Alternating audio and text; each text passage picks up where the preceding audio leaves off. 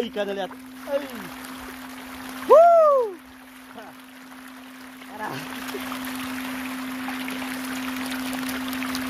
Sudah. Kerasa. Aras, masuk dah. Aras,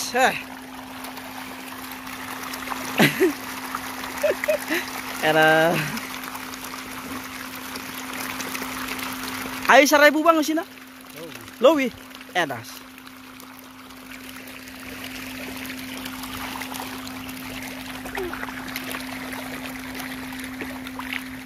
Seperti air kokobok ya. Yoi. Bang, siap. Udah lama?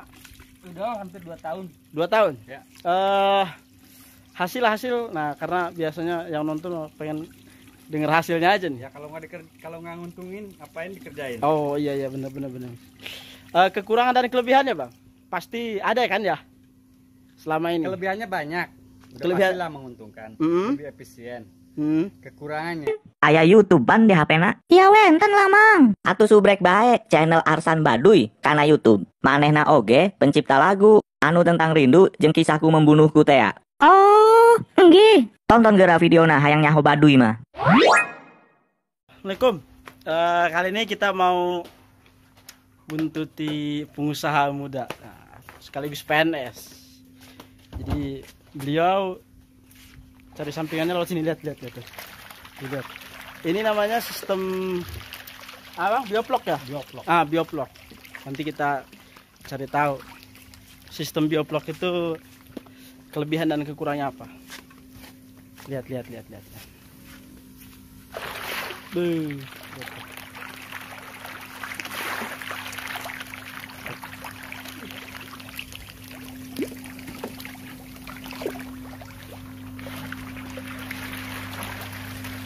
Suruh ngeliat nih guys.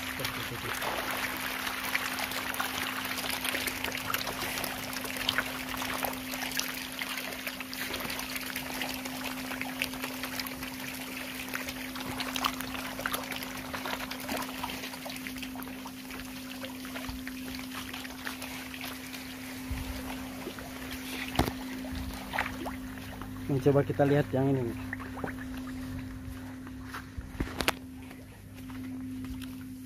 Tuh. Ikannya mantap.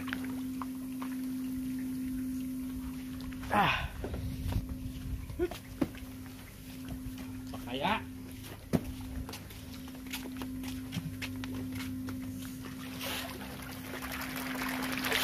Lihat.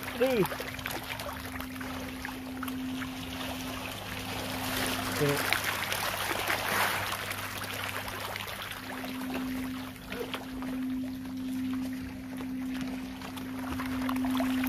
Ikannya lihat. Wuh.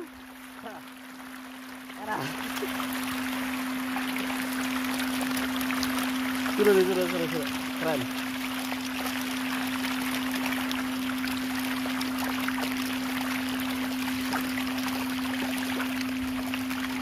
Oke, next.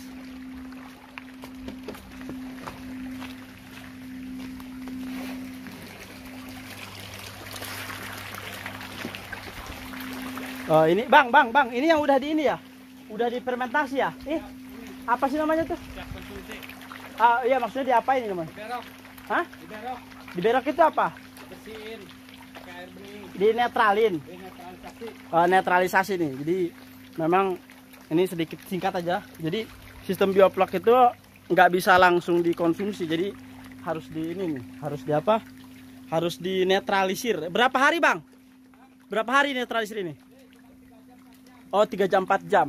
Ini coba kita tanya fungsi dari netralisir itu dia gunanya apa? Gitu. Coba kita tanya. Beliau ini seorang PNS di Pemprov Banten. Jadi kegiatannya positif setelah tugas kenegaraannya selesai. Beliau langsung menuju peternak, bukan peternakan apa namanya? Budidaya ikan. Oke guys. Ini mulai, ini kita santai apa ngalir aja ngalir. Ya mengalir aja seperti air kokobok ya. Yoi. Bang, siap. Udah lama? Udah hampir 2 tahun. 2 tahun? Ya.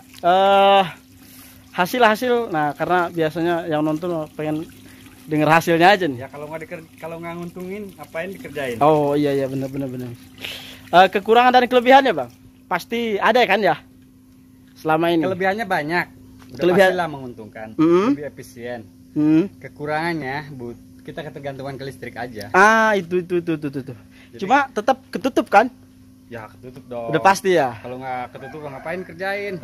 Ini buat saya nih, buat teman-teman juga yang pengen tahu. Namanya kan sistem bioplok ya. Budidaya nila bioplok lah. Perbedaan budidaya bioplok dengan budidaya yang tradisional itu apa, Bang? Yang tradisional namanya konvensional itu. Konvensional maksudnya. Jadi kalau di bioplok kita rekayasa air disesuaikan dengan kebutuhan ikan. Jadi si air itu memang tidak pernah diganti. Jadi bagaimana mengoptimalkan air yang ada. Berapa tahun? Bisa lama. Bisa lebih dari 1 tahun. Bahkan saya pernah dengar bahwa sistem bioplok ini airnya bisa jadi nutrisi lagi. Nah itu. Jadi kan bioplok itu sebenarnya simbiosis mutualisme. Iya. Antara bakteri dengan ikan. Jadi ketika ikan itu mengeluarkan kotoran, feses, nah itu kan menjadi racun buat ikan karena dia mengandung amoniak. Nah dengan adanya bakteri tersebut, nanti si amoniak itu diolah menjadi protein yang bisa bermanfaat buat ikan sendiri. Jadi dikonsumsi lagi? Dikonsumsi lagi sama ikan. Dalam bentuk butiran apa memang? Nah, dalam bentuk plok itu gumpalan. Gumpalan. Jadi bakteri yang berkumpul, dia membentuk konsorsium namanya, menjadi wawasannya nih gila. Nah, plok itulah yang nanti dimanfaatkan sama ikan menjadi ekstra puding. Kalau lamun di Sunda mah lumut, jadi lumutnya. Bukan, beda lagi. Kalau lumut kan kehijauan. Kalau bahasa kita plankton mungkin. Plankton. Nah, kalau ini bakteri beda, namanya plok. Plok namanya. Ya. Jadi bakteri itu nanti dia memakan sisa-sisa makanan, sisa-sisa kotoran ikan, diurai dan dimakan lagi sama ikan. Jadi dia jadi ekstra puding, cemilan 10, 11 mungkin. Ini yang saya tahu nih Bang, karena saya juga ruang lingkupnya ada di daerah perkotaan. Ini sebenarnya sistem bioplok ini dia strategis ya? Sangat strategis. Maksudnya tidak terlalu makan lahan, itu kelebihannya ya? Intinya begini. Jadi bioplok itu dulu dikembangkan di Timur Tengah, yang notabene dengan keterbatasan sumber daya air. Iya. Nah, artinya kita menanam ikan tidak mesti di kolam, di kebun pun bisa. Bisa. Ini contohnya. Iya. Jadi kita memanfaatkan air tanah, bukan air kali nih, air tanah. Tidak harus mengalir air itu ya. Iya. Mengalir. Bahkan untuk kebutuhan rumah tangga jauh lebih boros daripada ini. Rumah tangga itu dibuang airnya kan, pakai mandi pakai segala macam. Kalau ini enggak dibuang. Iya. Dia terus difermentasi, diolah, diurai lagi sama bakterinya, terus bermanfaat buat ikan. Terus kenapa di era modern ini dengan sistem bioplok, kan ini kan era modern ya, maksudnya ini termasuk salah satu budidaya yang menggunakan teknologi alat gitu ya. Ya. Nah kenapa petani-petani atau banyak nggak menggunakan sistem ini? Satu mungkin keterbatasan wawasan petani itu sendiri. Iya. Kedua, mungkin aja mereka yang sudah mengerti, sudah tahu bioplok, tapi keterbatasan di modal. Emang modalnya lumayan. Ini kekurangannya nih, salah satu kekurangannya mungkin. Modalnya dikatakan tinggi, untuk operasional aja itu pakannya aja 50%. Pakan 50% dari modal. Dari modal. Iya. Dari modal apa nih? Artinya begini. Kalau kita panen 1 ton, pakan itu 1 ton habisnya. Pakan itu 1 ton. Artinya ada FCR 1:1. Jadi kalau kita habis pakan 1 ton, itu ikan itu tidak akan lebih dan kurang dikit lah paling. Itu dari 1 ton. Jadi hampir ini ya. Kalau dijual pakan itu hampir 50%-nya dari modal. Dari modal. Iya. Taruhlah misalkan 1 ton kali 27.000, 50%-nya itu pakan. Dari pakan berarti itu juga salah satu kekurangannya ya. Apa tidak bisa dicarikan solusi lain selain kita harus beli? Selama ini kita kan memanfaatkan teknologi, artinya pakan itu yang menjadi sumber makanan utama. Sementara kita tidak bisa pakai pakan yang lain. Kenapa? Karena memang kita belum menguji seandainya dikasih pakan yang lain, bagaimana nanti efek dari pesesnya itu sendiri bisa diurai paling nggak sama bakterinya. Iya. Kalau si pakan tambahan tadi dimakan sama ikan, saya yakin bisa diurai. Permasalahannya kalau misalkan ada sisa, mungkin nggak. Artinya dengan waktu cepat bisa diurai sama lama kelamaan memang bisa diurai. Tapi dengan waktu cepat bisa nggak diurai sama bakteri itu sendiri. Kalau peses kan paling 1 hari 24 jam juga udah diurai langsung.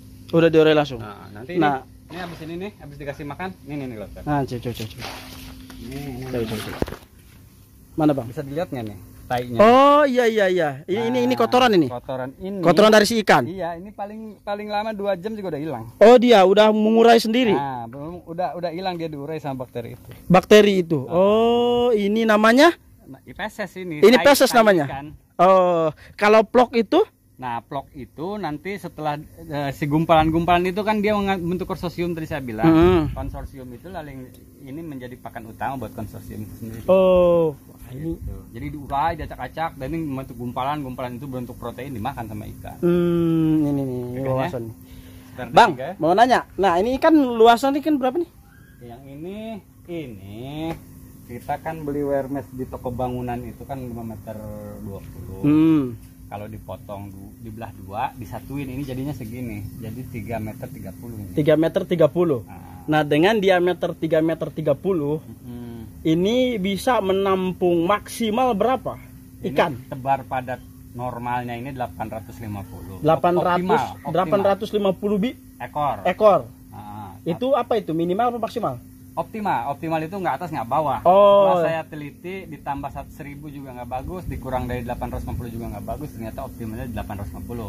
Tapi tetap saya lebihin, ini ditanam di 900 sampai 1.000. Kenapa? Karena kita untuk mengantisipasi kematian. Ada aja kan yang namanya makhluk Allah kan, nggak semuanya hidup. Paling kematian itu 10% aja atau 20% lah maksimal. Oh, jadi biar memang target kita optimal. Iya. Panennya berapa ini minimal ini 1,2 kintal. 1,2 kuintal. 2 kintal per 3,3 diameter ini. Nah, jadi 1,2 sampai 1,5.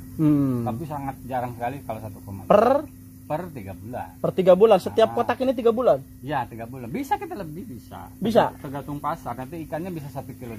Ini bisa lebih dari 1,2 kalau lebih dari 3 bulan. Oh gitu. Nah, kalau ikan yang lain kayak ikan lele kan ya makin besar makin murah tuh. Nah, kalau udah lewat usia. Inilah kelebihan perbedaan antara lele sama nila. Ini sama nila sama kalau nila. Lele satu kita berabe ada istilah grading. Grading itu kan lele punya sifat kanibal kan, ketika yang gede itu memakan yang kecil. Berkuasa lagi. Berkuasa. Kalau nila enggak. Kita biarin aja, kita kalau pengen 1 kilo 2 ekor ya udah biarin aja sampai 4 bulan.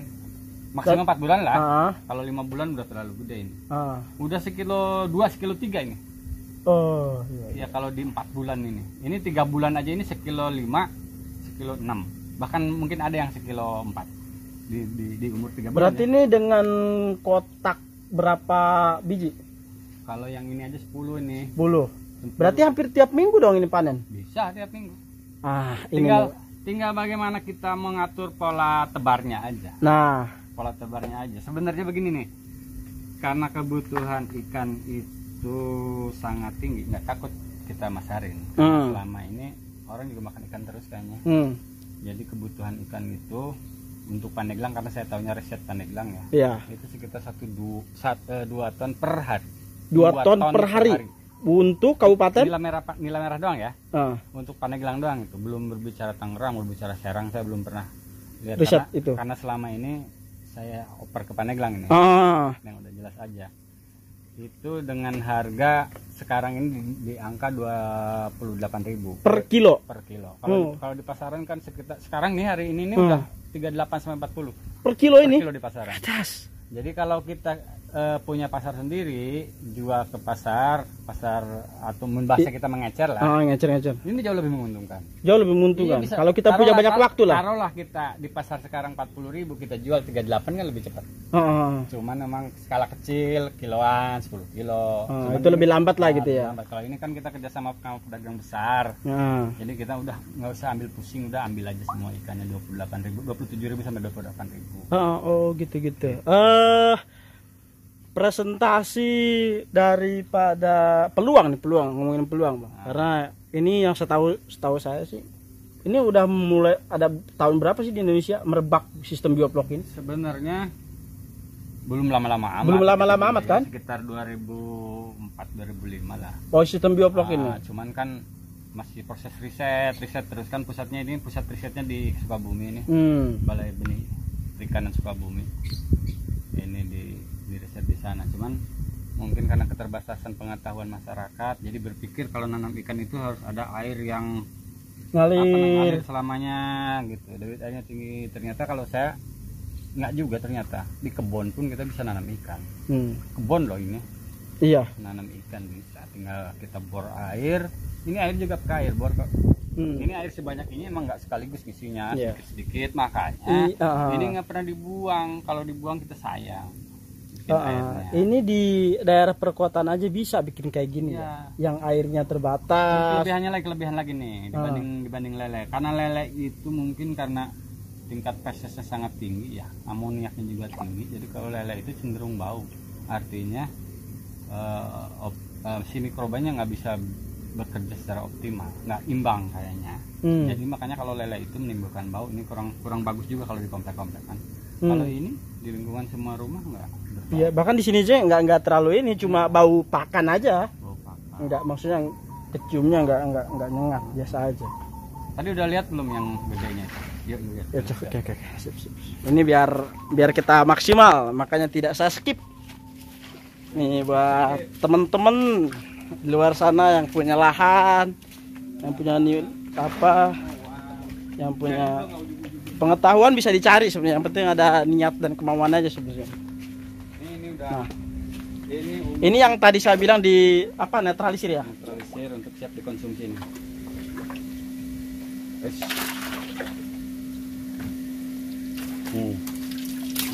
Ini umur berapa bulan? Ini 3 bulan ini. Oh, 3 bulan.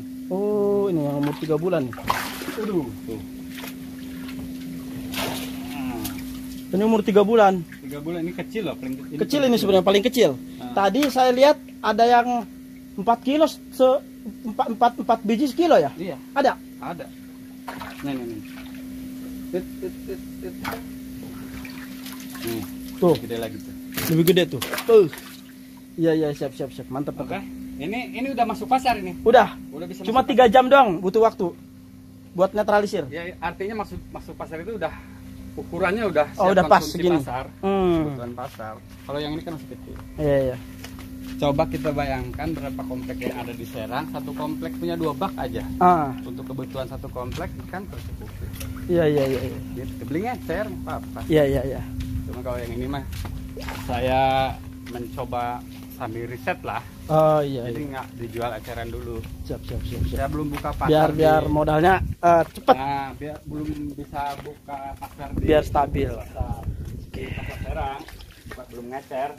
Tapi ketika saya bikin dan saya takut nggak laku, mungkin nggak? Nggak mungkin. Nggak mungkin, pasti laku. Saya nanya. Berapa persentase kebutuhan masyarakat? Saya nanya, pernah nggak di pasar nggak ada ikan? Oh, emang harus selalu ada. Ada kan pasarnya. Tiap hari ikan, daging, ayam, hampir semua pasar pasti ada. Bahkan untuk lele, untuk nila itu banyak dicari. Nila banyak dicari? Banyak dicari. Gitu. Ya. Dan satu lagi untuk bioblok itu tidak selamanya harus bulat. Tidak selamanya harus bulat. Bisa pakai kotak juga, yang tembok bisa. Kalau di kampung-kampung kan ada tuh balong. Itu namanya balong konvensional di tanah. Kalau itu ya itu tadi tuh kendala karena kalau kita sistem aerasi seperti ini sepertinya tidak maksimal karena memang ada tanah kan langsung. Jadi tidak kekontrol. pH-nya tidak kekontrol. Oh iya benar. Terus, mungkin itu kelebihan dari sistem bioplok. Penguraian bakterinya, kinerja bakterinya juga nggak kontrol kalau di kolam konvensional. Karena ngalir ya airnya ya. Satu ngalir. Dua bersentuhan sama tanah. Bersentuhan sama tanah. Yang sama tanah kan yang namanya alam. Menyerap ya. Oh iya. Baru tahu saya baru tahu. Gitu. Oke. Kalau di kolam konvensional itu murni harus membutuhkan air yang banyak, harus mengalir. Aya YouTubean di HP-na? Iya wenten lah mang. Atuh subrek bae channel Arsan Baduy kana YouTube. Manehna oge pencipta lagu anu tentang rindu jeung kisahku membunuhku teh. Oh, nggih. Tonton geura videona hayang nyaho Baduy mah.